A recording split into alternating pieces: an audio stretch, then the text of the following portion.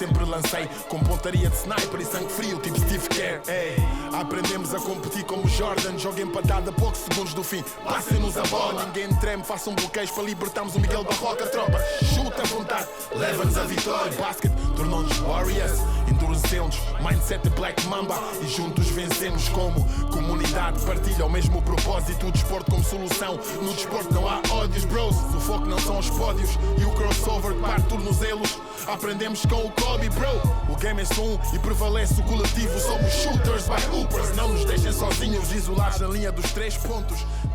Sejam bem-vindos a mais um episódio do One on One by Hoopers. Já sabem que podem acompanhar este episódio e os outros todos que já gravámos nos sítios do costume, YouTube da Hoopers, no Spotify, iTunes, no site hoopers.club. Passem por lá, ouçam e vejam este episódio, os outros todos, e deem-nos sempre feedback, porque é importante para nós sentirmos o que é que a malta também quer ouvir, o que é que a malta quer ver, quem é que querem ouvir e quem é que querem ver. Falem connosco e continuem desse lado. Hoje tenho um convidado muito especial comigo, Pedro Bartolo. Obrigado desde já por viajares desde Gaia até Lisboa para podermos conversar um bocadinho. Eu lembro-me do dia em que nos conhecemos. Na verdade, conhecemos-nos no Instagram ou qualquer coisa, quando me convidaste para ir assistir a um jogo da seleção de basquetebol em cadeira de rodas. No torneio internacional de Lisboa, sim. Exatamente. E foi uma experiência para mim muito fixe, logo à partida, porque eu nunca tinha visto ao vivo. Eu tinha visto alguns treinos no pavilhão da Ajuda, lembro-me de ver alguns treinos quando era miúdo, mas nunca tinha prestado muita atenção, e depois foi fixe perceber a riqueza que o jogo... basicamente é o jogo de basquete. O jogo de basquete que nós tanto amamos, mas jogado de outra forma. E já lá vamos às regras, já lá vamos aos movimentos, já lá vamos a tudo isso. Mas eu quero ir ao início, que é perguntar-te qual é que é a tua primeira memória do jogo de basquete. Bom, antes de mais, obrigado pelo convite, por abrires esta porta também ao BCR. A primeira memória do jogo de basquete, eu sempre fui bastante eclético nos meus gostos pelo desporto e gostava muito de jogar basquete na escola, até porque era uma das modalidades que eu tinha mais possibilidade de praticar próximo de estar em pé de igualdade com os meus colegas de turma. Então jogava muito sozinho, mesmo sem qualquer noção do que estava a fazer, mas jogava. Curiosamente, depois, uma das boas memórias que eu tenho é o célebre Eurobasket que a nossa seleção jogou em 2007, se não estou em erro. Sim, 2007 e 2011 depois. E 2011. O primeiro foi 2007, sim. E na altura aquilo despertou-me, apurou-me ainda mais o interesse pelo jogo. Tinhas que idade? Ora, 2007 tinha 16, okay. E foi aí que eu tomei a iniciativa de uma vez por todas, tentar jogar basquete em cadeira de rodas. É raro porque, por norma, é sempre alguém que nos capta para o basquete em cadeira de rodas, até em contexto hospitalar, de reabilitação. Não foi o caso.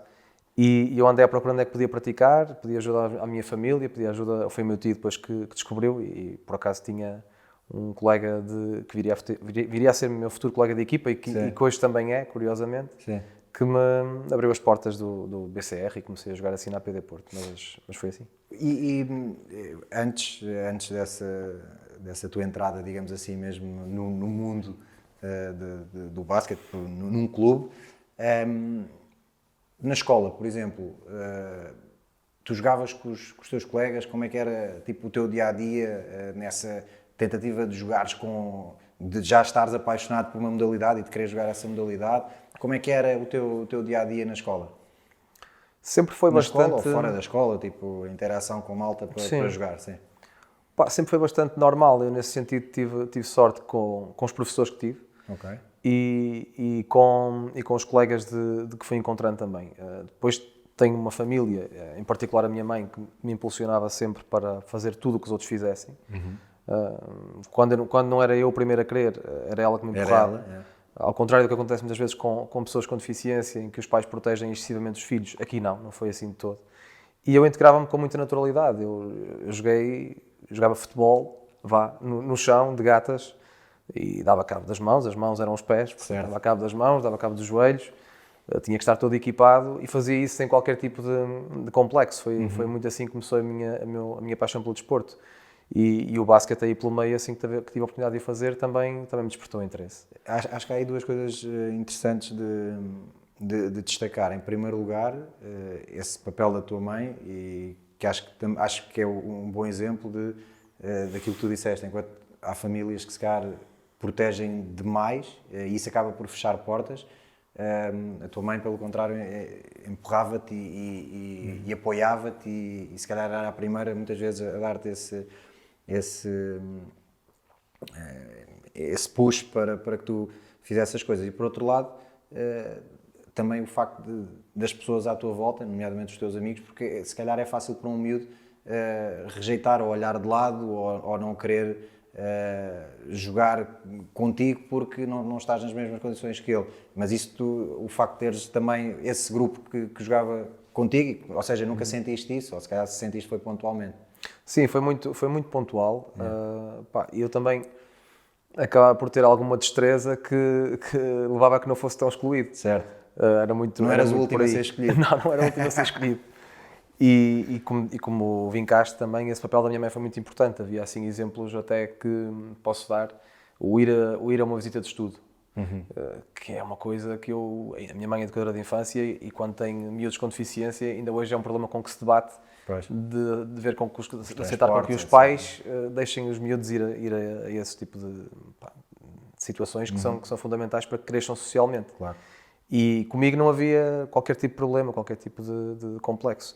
Isso ajudou-me imenso. Depois lá está, tive esse círculo de amigos, também bons professores, e quando se conjugam esses fatores todos, acabas por ter uma vida relativamente normal dentro da diferença. Há uma coisa, e se calhar eu queria deixar isso mais para a frente, mas que é claramente essa, fora do desporto, as principais dificuldades também, se de facto as coisas, o país onde vivemos está preparado, por exemplo, para andar de transportes públicos, mas já lá vamos chegar a esse ponto. Agora vamos ainda focar-nos aqui um bom bocado no basquete. Fala-me então desse teu início do percurso, quando acabas por fazer parte de um clube e começar a jogar então. Foi na APD Porto, na delegação da Associação Portuguesa de Deficientes, que é uma alma mater do desporto adaptado português. Há várias delegações que continuam a ser dominantes hoje no BCR Nacional. E na APD Porto tive essa oportunidade de começar a jogar. Desde logo no primeiro treino adorei e quis ficar e nunca mais virei costas àquilo. E foi uma ascensão muito rápida. Senti que tinha encontrado ali um rumo, que afinal, mesmo tendo uma diferença física, motora, podia na mesma dedicar-me ao desporto. Sim. Isso foi muito transformador, além de depois toda a componente social também, de ver outras pessoas na mesma situação, também ajudou, mas a parte esportiva foi o essencial e tive a sorte de privar com colegas, embora fosse uma equipa muito modesta, privar com colegas que estavam na seleção, que tinham alguma experiência, e aquele bichinho ficou ali de tentar que o basquete fosse mais do que um hobby. E quando jogavas, quem eram os teus ídolos? Eram jogadores, por exemplo, que foste encontrando no percurso que jogavam em cadeira de rodas também, ou também tinhas ídolos no basquete convencional? Quem eram as tuas referências? Olha, eu quando começo a ver basquete, na altura, eu era vidrado no Zé Costa. Adorava o estilo de jogo, acaba por me identificar. Deixa-me contar-vos uma coisa. O Zé, por acaso, é uma das pessoas que eu um dia também gostava de ter aqui comigo. O Zé Costa, uma vez numa final late da taça em Elvas, quando ele estava no Cabo Madeira, ele jogava com o João Manuel no Cabo Madeira, e eu estava na física, fomos eliminados no primeiro dia e eles jogaram a seguir a nós e foram eliminados também. Bem, nessa noite juntámos-nos todos no bar do pai de um miúdo que jogava comigo, por acaso, na física, que era lá de Elvas, juntámos-nos lá no bar do pai dele, estávamos lá a beber uns copos e o Zé às tantas diz-me assim: pá, eu sinto que já posso passar o testemunho, és magrinho, careca, jogas com o número 5, gostas de lançar, pá, já posso passar-te o testemunho, está feito. Nunca mais me esqueci disso, mas é uma das pessoas que eu um dia também quero ter aqui. Pronto, também tem essa afinidade da careca e tudo mais, por isso. Exato. Estamos bem. Mas sim, era uma referência. E depois no BCR, pronto, rodeei-me um pouco daqueles atletas mais experientes da minha equipa. Um deles, que ainda hoje é meu colega de seleção, que é o Henrique Sousa, da APD Braga. Ok. E depois eu tive, acho eu, a virtude de ser muito autodidata, de procurar as coisas por mim. Em Portugal ensinava-se, e ensina-se ainda mal o jogo, infelizmente, no BCR. Okay. Há pouca especialização. Então passei a consumir dezenas de horas de vídeo de BCR online para conseguir evoluir. Falaste na especialização, por acaso uma coisa interessante, e é curiosidade minha, porque não sei, agora que falaste nisso, quando eu vi esse jogo teu ali em Casal de Câmara, eu reparei que os árbitros eram árbitros que tinham apitado já jogos meus. Há um trabalho de especialização, por exemplo, dos árbitros também, para algumas vertentes do jogo, algumas regras do jogo que são obviamente diferentes, há esse trabalho. Sim, muito. Okay. Aliás, quando eu falo com os árbitros mais experientes do BCR, continuam a dizer-me que apitar BCR é muito mais difícil do que apitar basquete convencional, desde logo porque o jogo é mais distribuído. Okay. Há uma necessidade até, em Portugal ainda se apita no Campeonato Nacional com 2 árbitros na maior parte dos jogos, exceto fases finais, e quando são aqueles jogos assim mais quentes, é muito difícil. São 2 nas fases regulares, mas dificultam muito a missão dos árbitros porque é um jogo de imenso contacto e muito distribuído. E também aí, sim, há uma carência muito grande de especialização que agora se está a tentar contornar, não só ao nível de treinadores, mas também ao nível de árbitros acontece muito. Quando é que surgiu a oportunidade de ir jogar para fora? Tu acabaste por jogar 7 anos, se não me engano, fora. Como é que surge essa oportunidade? E antes de surgir essa oportunidade já era um objetivo teu que tinha aparecido? Começavas a olhar para isso? Conta-me como é que foi essa experiência e essa oportunidade toda. Eu até ter uns 12, 13 anos nem sequer sabia que existiam Jogos Paralímpicos, para teres uma noção. Portanto, para mim era tudo novo, e quando entro no BCR, quando começo a jogar, não fazia ideia sequer da possibilidade de jogar profissionalmente ou semi-profissionalmente. Para mim era todo um mundo desconhecido. Passado 1 ano e meio, sensivelmente, de ter começado a jogar BCR, fui convocado para um estágio da seleção muito alargado, que tínhamos uma nova selecionadora, que hoje é gestora do Comitê Paralímpico Sueco, que é a Inês Lopes. Foi campeã da Europa da Divisão A com a Suécia, e Portugal na altura contratou-a a ver se conseguíamos repetir a graça, mas não deu. E nesse estágio, muito alargado, eu fui selecionado, e foi a primeira vez que eu privei com os grandes nomes do BCR português à data, e que ainda persistem, muitos deles. O caso do Márcio Dias, do Hugo Lourenço, do Hugo Maia, Pedro Gonçalves, por aí fora. E eles eram jogadores que jogavam, no caso do Hugo já na altura, e o Pedro, penso eu, estavam a jogar em Badajoz, no Mideba Extremadura, e eu disse, se isto é possível, é isto. E a partir daí comecei a encarar o treino com uma seriedade ainda maior do que o que já fazia. E esse convite acaba por surgir quase naturalmente a partir do momento em que te focaste Sim e não. Nesse objetivo. Não? Porque o Hugo é que foi o padrinho que me permitiu, que meteu a cunha, por assim dizer, para que eu tivesse essa oportunidade no Mideba Extremadura. E isto foi em 2013.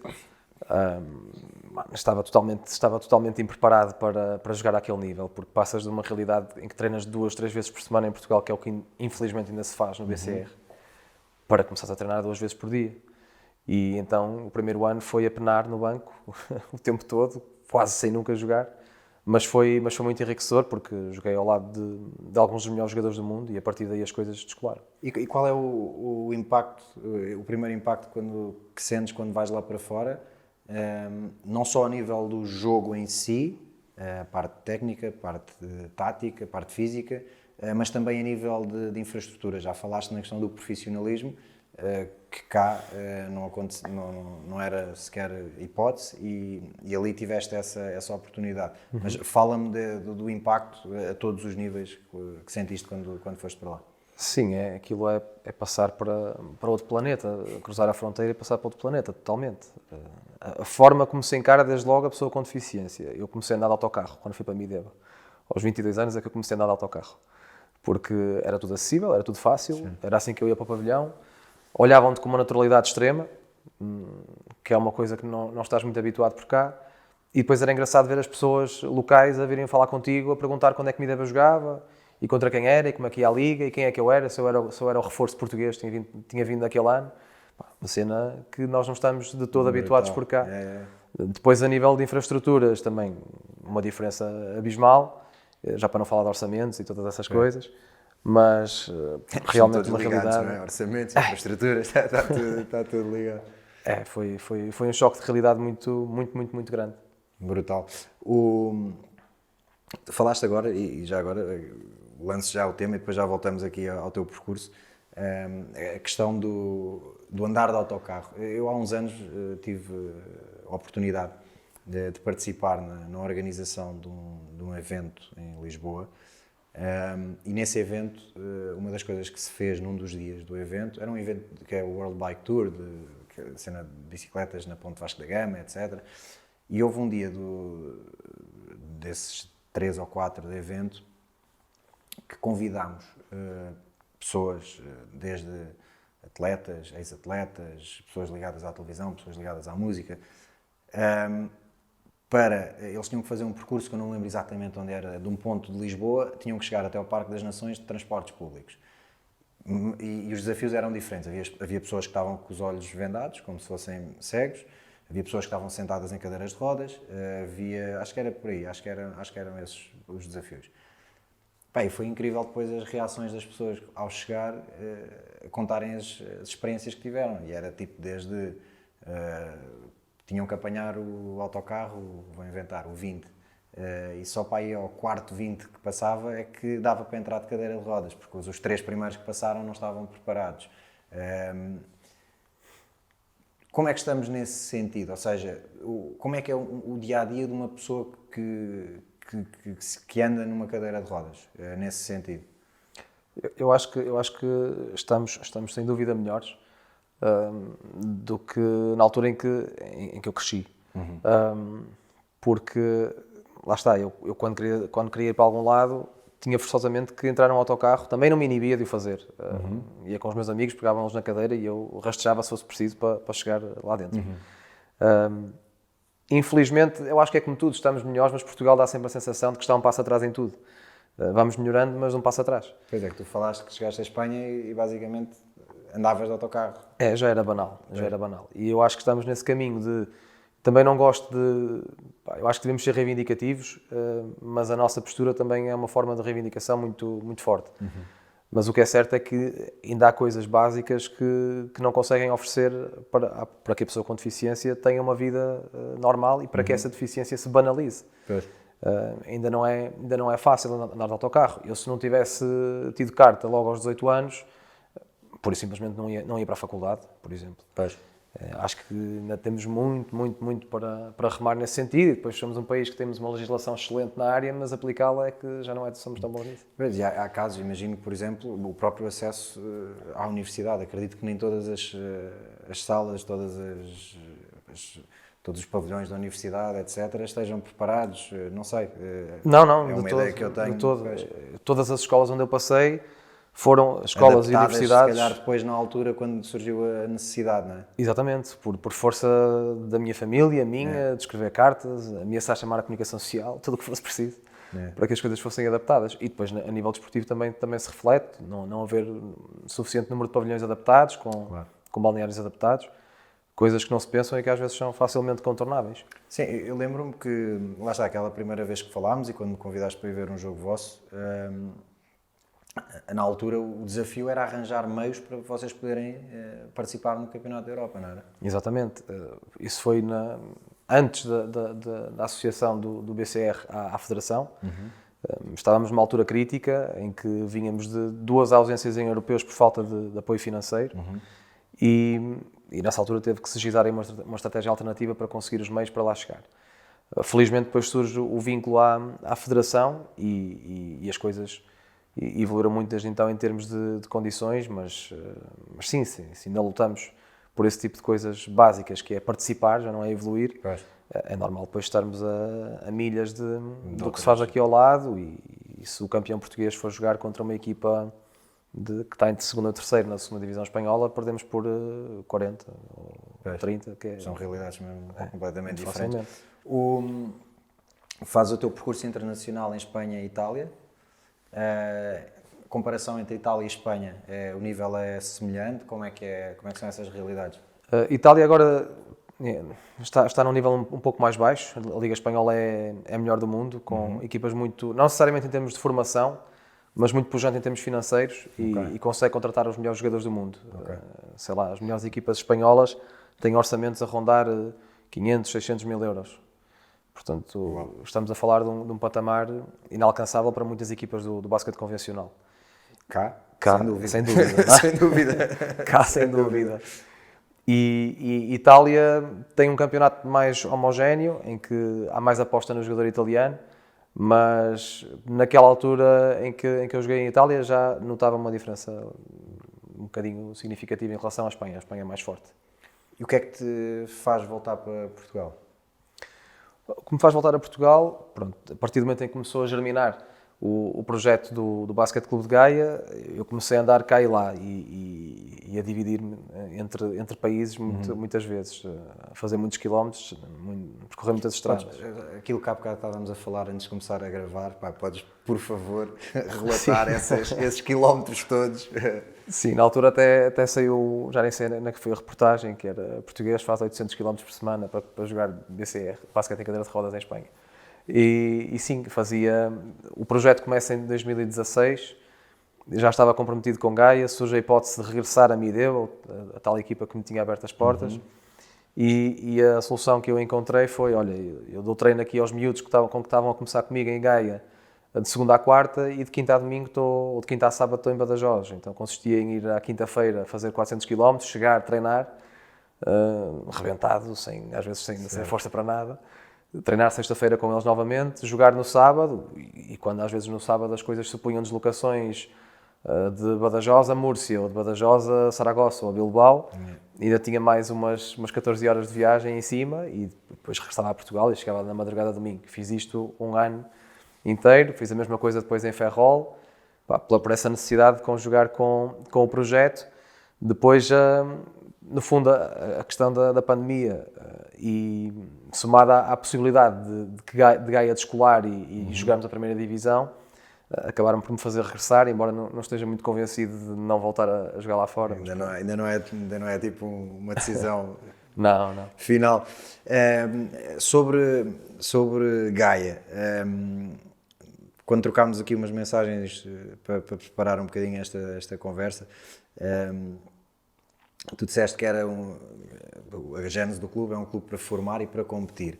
E depois escreveste uma frase, da qual eu copiei e colei aqui nas minhas notas, tal e qual como tu a escreveste, porque acho que é uma visão muito interessante e queria explorar aqui um bocadinho isto contigo, que era refutamos a visão do desporto adaptado apenas como lazer ou terapia. Competimos, ponto. Há muito esta ideia de que o desporto adaptado é quase para ocupar o tempo ou para servir como terapia. É difícil combater ou tem sido difícil combater esta ideia cá? E a culpa não é só de quem faz essa colagem, é também nossa, das pessoas com deficiência e dos atletas paralímpicos. Porque não faz sentido tu dedicares-te a um desporto 4, 5, 6 horas por dia, ou o que for, treinares dessa forma intensa e depois constantemente retratarem-te quando vais a uma entrevista como um exemplo de superação, de que forma é que o desporto altera o teu dia. Essas perguntas não fazem sentido quando estamos a falar de uma prática de elite. Ninguém vai perguntar isso ao Cristiano Ronaldo ou ao Federer. Certo. E foi um bocadinho essa a lógica que eu quis alterar. O Federer não sabemos bem quem são aqui na UPER, senão só sabemos os jogadores de basquete. Tens que me dar outros exemplos. Sim, mas qualquer atleta de elite não se revê, ou na minha opinião, não se deve rever nesse tipo de retórica. E foi isso que eu quis mudar um bocadinho. Quando tu tens em Portugal ainda muitos atletas em seleções nacionais e que praticam mais do que uma modalidade, que se dispersam em mais que uma modalidade, que treinam poucas vezes por semana, depois cobrarmos um reconhecimento igual à sociedade, é impossível, porque não te vão ver como igual. Só te verão como igual se tu treinares de forma igual e te reconheceres como um atleta. Por isso é que quando te fazem convites para entrevistas, se é para falar do ângulo da superação e de que maneira é que o desporto te ajuda, eu digo não. Se é só para isso, não vou. É certo que o desporto tem esse potencial, óbvio. E qualquer atleta Exatamente. está numa constante superação, não é? Mas percebo perfeitamente o que tu estás a dizer, não é olhar quase como a cena dos coitadinhos, que é uma superação do caraças. Não, és um atleta. Tipo, Sim, é isso. e não é exclusivo. Porque repara, tens miúdos com e sem deficiência. Para um miúdo, vamos ter um caso de um miúdo sem deficiência que é introvertido. O desporto certamente vai ajudá-lo. Claro. Ou seja, há ganhos para todos, para pessoas com e sem deficiência. Tende-se a ver o desporto adaptado exclusivamente nessa ótica da integração e da reabilitação, e foi isso que nós quisemos quebrar muito em Gaia. Temos uma vertente para formar, temos 3 miudinhos, já quase podemos abrir daqui um bocado uma secção de mini-basquete, de basquete em cadeira de rodas. Brutal. Quantos miúdos é que estão a trabalhar convosco neste momento, no total? Nós temos 4 miúdos com menos de 10 anos a jogar. Depois temos ali malta com 16, 17, 18, alguns dos quais começaram comigo com 12, 13 anos. Acho que no total deve fazer uns 7, 8 atletas abaixo da casa dos 20 anos, porque é uma conquista muito grande no desporto adaptado, onde a iniciação é quase sempre tardia por desconhecimento, por receio. Ou até por falta de sítios e de clubes como o vosso. Capacidade possibilidade de transporte também é um problema. Como é que vocês, ia-te perguntar isso a seguir, como é que o clube faz essa gestão? Ou seja, há algum tipo de acordo, por exemplo, com, não sei, instituições ali à volta? Como é que os atletas chegam até ao clube? São tudo atletas de Gaia ou são também de zonas ali à volta? Como é que explica-me? Não, felizmente quase todos eles têm autonomia para se deslocarem, ou famílias que também que apoiam muito. É a nossa sorte, mas nós temos atletas de zonas do país que ninguém acredita. Nós temos um atleta da Figueira da Foz, a treinar em Gaia. Depois temos outro de Mira, temos pessoal de Paredes, de Vila do Conde. Nós reunimos ali, no fundo estamos a suprir ali uma falta de oferta da modalidade. Logo assim, numa região que acaba por ser bem maior do que Gaia, não é? Sim, porque tu de Vagos até Braga ou Paredes não tens nada. Pois. E então nós acabamos por ser o clube que consegue oferecer a possibilidade prática da modalidade, por ali. E a nível de clube, quando tu pensas naquilo que pode ser o crescimento do clube, a evolução do clube, para onde é que vocês estão a apontar? Até onde é que, quando gostamos de dizer o céu é o limite, claro que não é o céu, mas para onde é que vocês querem ir? Nós este ano temos uma aposta muito forte em ganhar os títulos todos. Sentimos que é possível, porque ganhamos o primeiro que disputamos, a Supertaça. Estamos ali em todos os jogos taca a taca, a ganhar por 1, a perder por 2, com os rivais principais que são Braga e Sintra. E além disso, mas a nossa intenção, mais do que ganhar, e de certeza que para o ano o nosso rendimento vai quebrar a pique, porque vamos perder atletas. E esse sempre foi um propósito do qual eu não me quero desviar, que é formar os jogadores para irem lá para fora. E dar-lhes a oportunidade de competir a nível profissional. Exatamente. Temos já 2 na calha de poderem chegar aí, e é isso que eu quero, mesmo sabendo que vai prejudicar se calhar as ambições de Gaia. Quero formar os jogadores, porque sei que isso vai ajudar a que o basquete em cadeira de rodas português dê um salto transversal.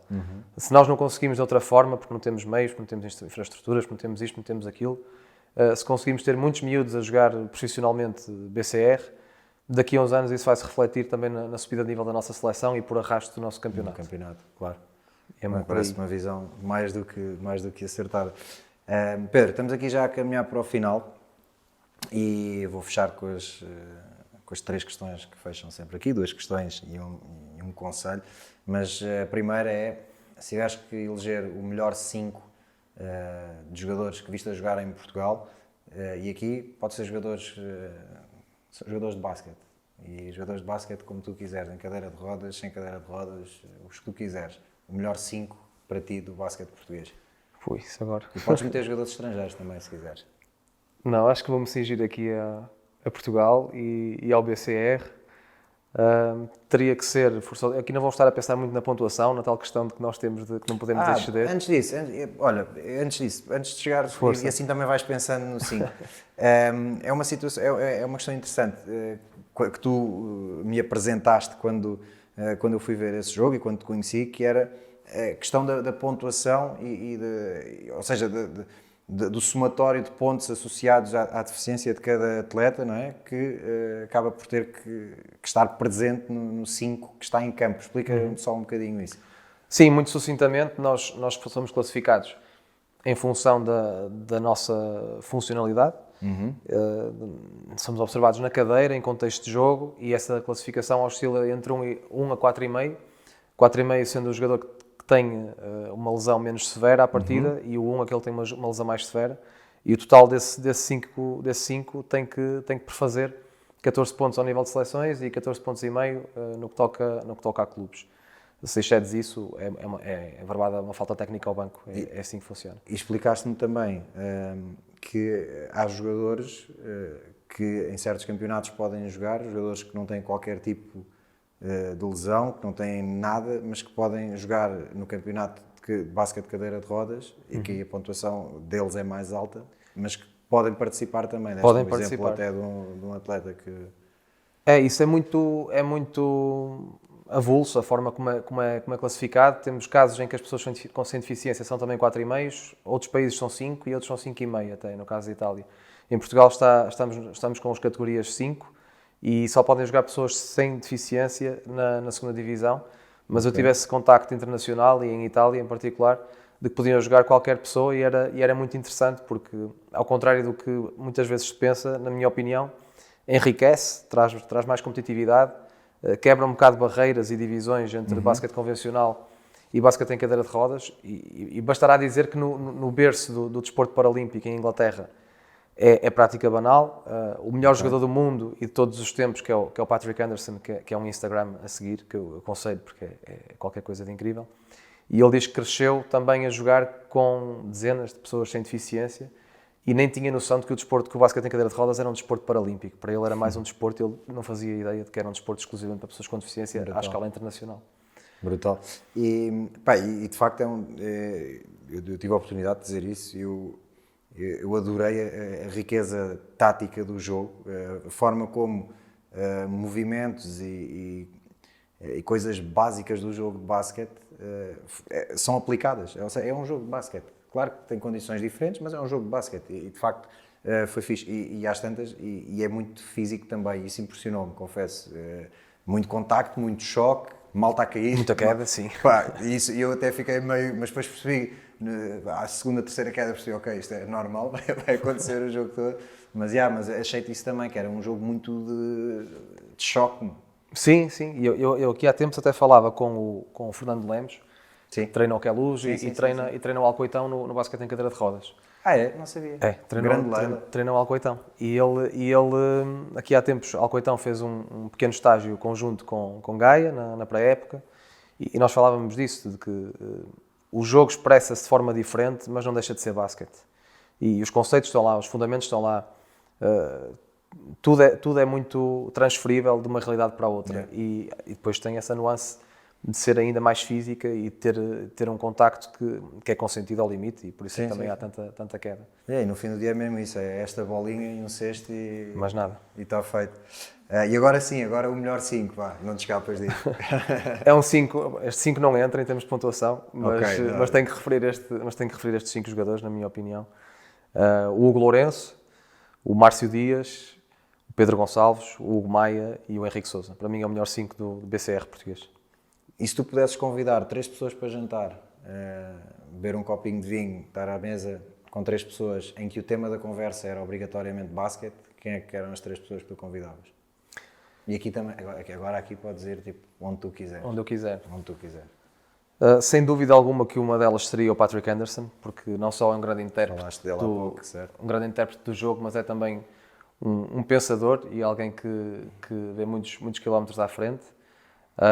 Depois teria que ser o Óscar Trigo, que é selecionador da equipa espanhola, masculina.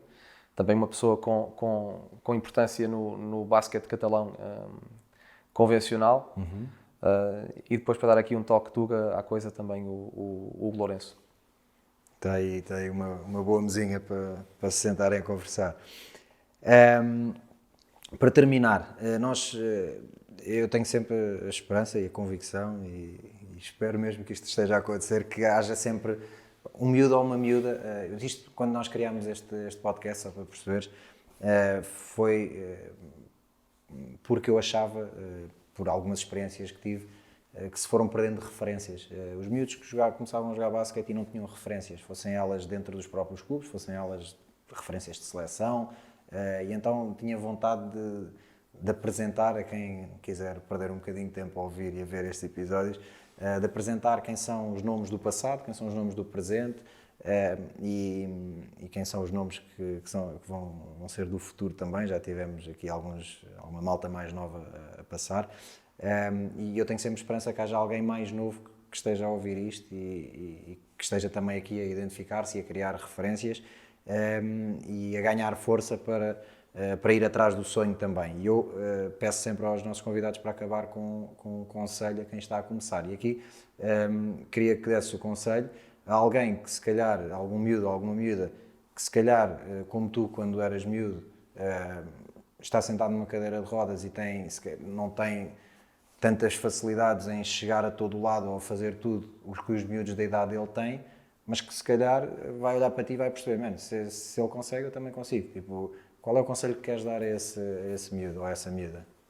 É difícil sintetizar, mas acho que, acima de tudo, se a referência formos nós próprios e o que podemos alcançar, esses preconceitos e esses medos vão desaparecer. Portanto, acho que trata-se muito mais de fazer, de experimentar e não pensar.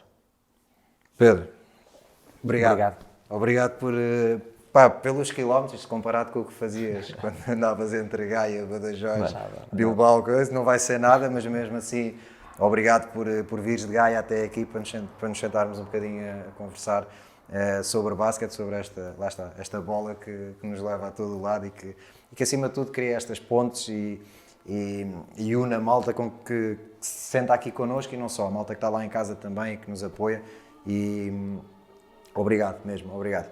Obrigado, foi um gosto. Malta, quem esteve aí já sabem, este episódio está disponível nos sítios do costume, YouTube da Hoopers, Spotify, iTunes, passem também no site da Hoopers, hoopers.club, redes sociais, deem-nos feedback e fiquem por aí, em breve está aí um novo episódio.